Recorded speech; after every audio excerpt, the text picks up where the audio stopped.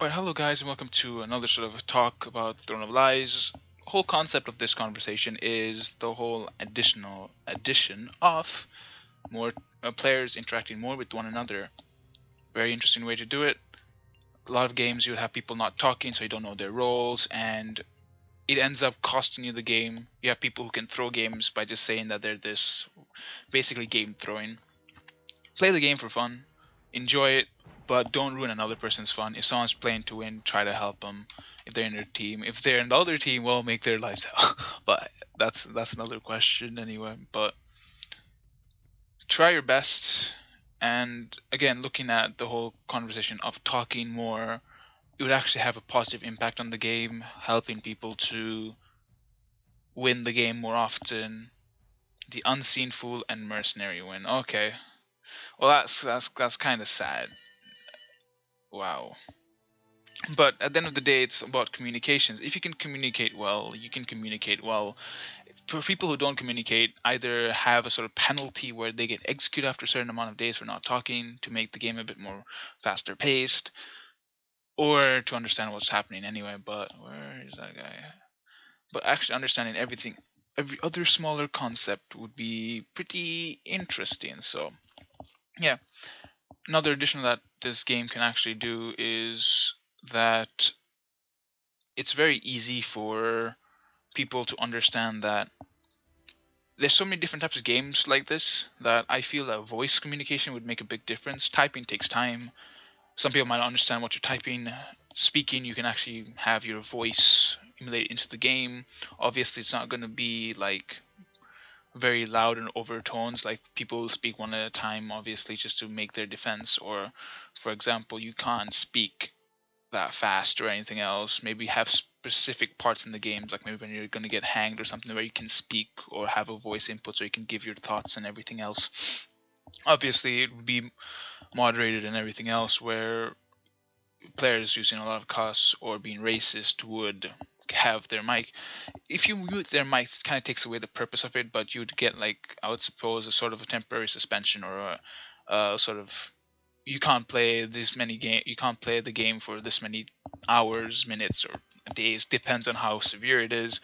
I would feel that that would change the whole dynamics of the game. Another concept that I've been thinking of is a sort of foreign entity for the neutral party, a party from neutral who can convert classes into his own class, like a foreign king, like a foreign invasion, where, for example, there is a court wizard. He might convert them. Whenever he converts successfully, those people join his rank. Although they do still show up as a court wizard, they're part of his own army, and he basically invades the whole kingdom and tries to take it over, which would be very interesting because he's a neutral class. He wants complete dominion, so he can ally with either the cult or anyone else just to try to take over the kingdom. His main objective is to become king. That would be a very interesting class, honestly. But yeah, looking again at communications and everything else makes the game easier. Saying that communication would make even players new to the game much stronger and being able to actually contribute to the teams. At times you see so many matches happen that you can't really contribute because there's so many different people, but I kind of feel that that would make the difference in this game and would help it propel it, because the game community is growing and that's a good thing. And I'd like to thank the community for being positive, encouraging new people to join the game, not being toxic and everything else. Yes, you have some people who would come and say racist remarks and everything else, but you can't really do much about that. You can't change a person for who they are, but if they don't feel like playing the game, they won't play the game. Just come, do that small bit, spurt of that moment, and then leave. So that's all right. At the end of the day, all I can say is I hope this game community grows. The devs are backing it really well, and I would like to thank the devs for all their effort and everything else.